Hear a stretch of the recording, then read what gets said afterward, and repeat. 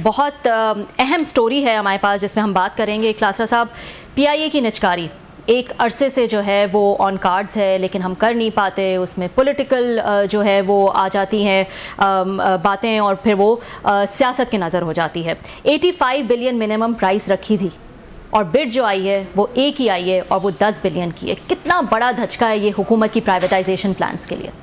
मेरी किसी पीआईए के बड़े अहम बंदे से बात हो रही थी, उन्होंने कहा जनाब इससे बड़ा मजाक पाकिस्तानी तारीख में कोई नहीं हो सकता। जो जोक किया गया है, बल्कि प्रैंक किया गया, उनका ये कहना था प्रैंक किया गया है कि बाद कैमरों को हाथ देख के हाथ हिला देने वाला हिसाब हुआ है। उसने कहा जनाब ये जो जिस कंपनी ने रियल एस्टेट ने इनको बिड किया था उनकी मशहूरी हुई है और पीआईए जलील होकर रह गई है। एक नेशनल कैरियर थी जिसको हम ये क्रेडिट देते थे कि ये आपकी पूरी गल्फ़ की जितनी एयरलाइंस हैं जिसको इन्होंने इस्टेब्लिश किया था 60s में, 70s में, 80s तक नाम था और लोग इस पे ये फ्लाई करना अपना फ़ख्र आनर की बात करते थे। दुनिया भर में हमारे पायलट्स हों, हमारी एयरलाइन हो, इसका नाम था बहुत बड़ा। तो इसको जिस तरीके से जलील किया गया है और कराया गया है और इसकी इंसल्ट की गई है, वो बड़े ही वाज इन टीयर्स। मत से बहुत लोगों का मतलब अफिलिएशन होती है अपने प्रोफेशन के साथ, अपने इसके साथ। उन्होंने कहा जनाब 10 अरब की बोली 85 अरब रुपया आपने 85 बिलियन जो है आपने बेस प्राइस रखी है कि इससे ऊपर बिडिंग जाएगी। आपको वो बोली दे रहे हैं 10 अरब की। उन्होंने कहा जनाब ये तो एक जहाज की कीमत ही नहीं है हमारे की। इस वक्त एसेट का उन्होंने कहा जो अंदाजा लगाया गया है 165 बिलियन, जो कि मिनिमम पे रखी गई प्राइस आपके 65 बिलियन के तो शायद पीए के एसेट हैं यहाँ पे। उन्होंने कहा जुल्म देखें, ज्यादती देखें जो इसके साथ की कि 1.25 साल तक इन्होंने रोक दिया था। इससे पहले फवाद साहब थे, आपको याद है, जो लाडले हमारे ब्यूरोक्रेट हैं, इनको मियाँ शबान साहब की कुछ जान जो है ना, कुछ तोते हैं ब्यूरोक्रेसी के, जिन तोतों में जान है उनमें फवाद साहब भी शामिल हैं। इनको वजीर निजकारी बनाया गया था इसमें। ये आपकी जो निगरान हुकूमत गुजरी और इनके जिम्मे यही काम लगाया गया था बड़े दावों के साथ कि जी गो गेटर हैं, बड़े काबिल आदमी है, पीए नहीं बिक रही, लॉसेस में जा रही है, यूं करके बादशाह फवाद साहब आपको बेच देंगे और आपको नुकसान से निकाल देंगे, पैसे दे देंगे। ये पूरी की पूरी बातें उनको वजीर बनाया गया, स्टेटस दिया गया, उन्होंने एफर्ट की। उसके बाद मैं और इमरान मकराना साहब जो हमारे टीम को रिपोर्टर हैं इकट्ठे, हमने 3-4 तो वहाँ पे ये ब्रीफिंग अटेंड की, बल्कि 6 ब्रीफिंग अटेंड किए हुए हैं हम दोनों ने वहाँ पर कि पीए की प्राइवेटाइजेशन पे हमने किए। हम अगेन एविएशन वालों ने अलहदा इनकी ब्रीफिंग ली है, ये ज़रा ध्यान में रखें। फिर उसके बाद इनकी प्राइवेटाइजेशन वालों ने अलहदा ब्रीफिंग दी है, कौमी असम्बली के अरकान को अलहदा दी गई हैं दोनों ने, और सेनेट के अलहदा हमने 4 अटेंड किए हैं। इसलिए मैं थोड़ा सा आई कैन क्लेम कि मुझे थोड़ा सा अंदाजा है कि क्या कुछ हो रहा था वहाँ पे। जितना नॉन सीरियस एटीट्यूड हमें दिखाया गया वहाँ पे इस कमेटीज में, मीटिंग में, मतलब प्राइवेटाइजेशन कमीशन के सेक्रेटरी की हमने गुफ्तगू सुनी लास्ट मीटिंग में, उसमें अलीम खान साहब और दीगर लोग भी थे। हालांकि अलीम खान साहब ने कंपनी बड़े होपफुल थे कि हम बहुत बड़े इसको अच्छे तरीके से हम बड़ी अच्छी डील ले लेंगे। ये तो बहुत कुछ मतलब जो इन्होंने नक्शा पेश किया था जो निजकारी कमीशन है, तो हम सारे बड़े खुश हो गए थे कि जनाब इतना बड़ा पैकेज, इतनी बड़ी आसानियाँ, इतनी बड़ी इन्होंने हाथ मार लिया है। उन्होंने ये कहना था वहाँ पे जो ये उनकी बात थी कि एक सवाल किया गया, जो मेंबर्स बैठे थे, उन्होंने कहा जनाब कि इसमें जो ये 5-6 कंपनीज ने बिड की है या बिडिंग के लिए पेपर जमा करवाए हैं, अपना एक्सप्रेशन ऑफ इंटरेस्ट उन्होंने शो किया है, इनमें कोई पाकिस्तानी कंपनी नहीं थी। That was a very valid question. इतनी बड़ी एयरलाइन है, एक मुल्क अपनी एयरलाइन को प्राइवेटाइज कर रहा है, दुनिया भर में इतनी बड़ी बड़ी एयरलाइन है, गल्फ की स्पेशली हम तवक्को करते थे। पता वहाँ पर सेक्रेटरी ने क्या जवाब दिया, हमने पहले अपने शो में कहा हुआ, इससे अंडरस्टैंडिंग देखें कि इस मुल्क के साथ कितने ये मतलब हमदर्द हैं। इनकी कैपेसिटी के इश्यूज भी हैं, ज़रूरी नहीं है कि उनकी नीयत ख़राब होगी, कैपेसिटी का प्रॉब्लम था। जवाब सुने, उन्होंने कहा कि लोकली ठीक रहते हैं, हमें इंटरनेशनल इन्वेस्टर उस तरीके का हमें ये सूट नहीं करते। ये अल्फाज हैं कमेटी में कहे गए, ये मैंने खुद सुने हैं। इमरान मकराना साहब मेरे साथ बैठे थे, उस पर उन्होंने भी बात की मेंबर्स ने। उन्होंने कहा अगर हम ये फॉरेन इन्वेस्टर आता है और पीए ये खरीदता है तो कल को ये जितने लोग आते हैं, हमारे पास डॉलरों की कमी है तो फिर हमें ना इनको डॉलर में डिविडेंड देना पड़ता है प्रॉफिट, तो बेहतर है कि हम लोकल पाकिस्तान करेंसी में डील कर लें। ये आपका टॉप ग्रेड 22 का ऑफिसर ये ब्रीफिंग दे रहा है कि जो इस हक में नहीं है कि बाहर से इन्वेस्टर है, डॉलर नहीं है। वो एक बात भूल गए, जिन लोगों ने ग्रेड 22 दिया, मुझे उन पर हैरानी है थोड़ी सी। और भाई मेरे, अगर फॉरेन कंपनी आएगी वो आपको रुपीज़ तो नहीं देगी ना।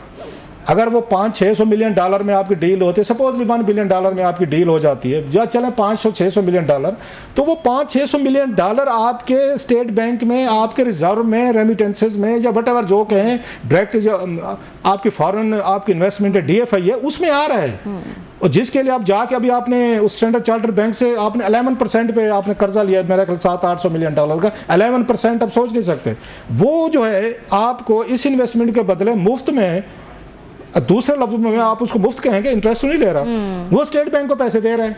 आप कह रहे नहीं भाई साहब हम ये पैसे नहीं लेते, हम उस कंपनी को देंगे जो पैसों में रुपीस में दे, मतलब आपकी जेब से मैंने पैसे निकाल लिए, मेरी जेब से कैमरामैन साहब ने निकाले, हम एक दूसरे की जेबों से रुपीस निकालते रहेंगे।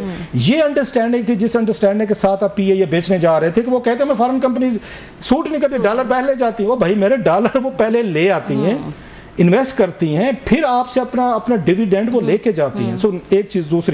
दूसरी अगर आपको याद हो, इस मुल्क के साथ जो खिलवाड़, इस 600 बिलियन से ज़्यादा के वो बता रहे थे 2015 में भी हो रही थी, ये इन्होंने नहीं होने दी।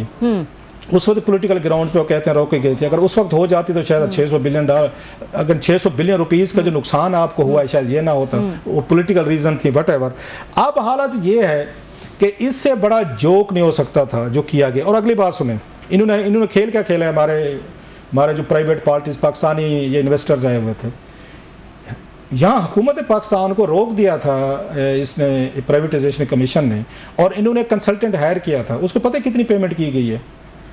उसको $2.25 बिलियन रुपीस की पेमेंट की गई है, जिसने प्लान बना के दिया है कि पीआई को बेचने। टोटल बिड आ रही है 10 अरब की। मतलब वो कहते हैं ना कि उसमें वो कहते हैं गंजी नहाएगी क्या, नचोड़ेगी क्या, कि चादर को उधर से खींचे तो पाँव नंगे होते हैं, पाँव को ढांपते हैं तो सर नंगा होता है।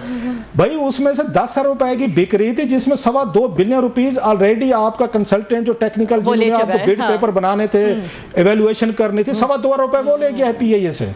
और इस तरह की आपको उन्होंने बना कर दी है कि जिसमें फॉरेन इन्वेस्टर को कोई इंटरेस्ट नहीं उसमें शो हो रही है। और अगर इसमें जो है वो डिले आ जाता है, 1 साल का जो खसारा है पीआईए का वो 100 अरब है।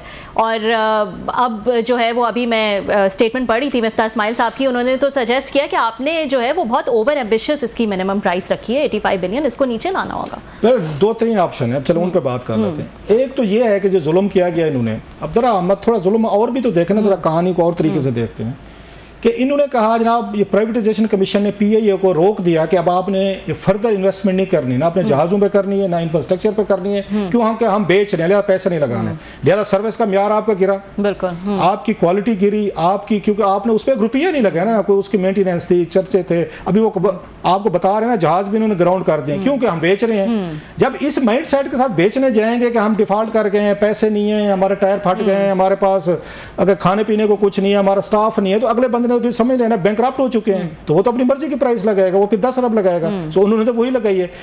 फिर इन्होंने जो काम किया, ये जो थे हमारे लोकल इन्वेस्टर थे, 5-6 कंपनीज, बिजनेसमैन है, इन्होंने क्या किया, इन्होंने ऑडिट करवाए, इनके ऑडिट करवाया गया, 3-4 महीने डिले कराया गया। ये बहुत पहले हो जानी चाहिए थी पीआईए की, वो डिले कराते गए, इसको मजीद जलील करा करू के आखिर पे उन्होंने सारी कोई एक्सेस लेके पीआईए को रीड करने के बाद आखिर पे उन्होंने हम तो नहीं लेते, ये तो पैसे ज्यादा हैं, आपकी शराइत ज्यादा है, ये तो बड़ी शराइत रख के बैठे थे।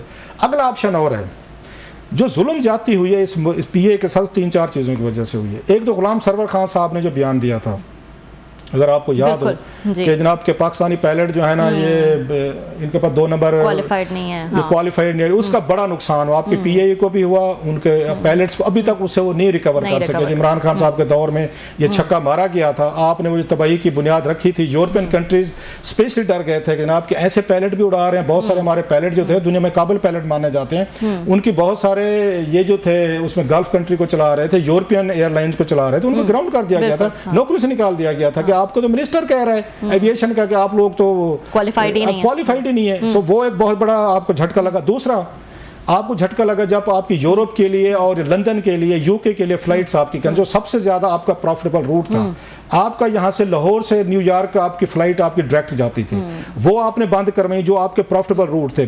और फिर आसिफ अली जरदारी साहब जब 2008-9 में है, इन्होंने जो हमारे प्रॉफिटेबल रूट से इन्होंने बरूनी कंपनी को बेचे।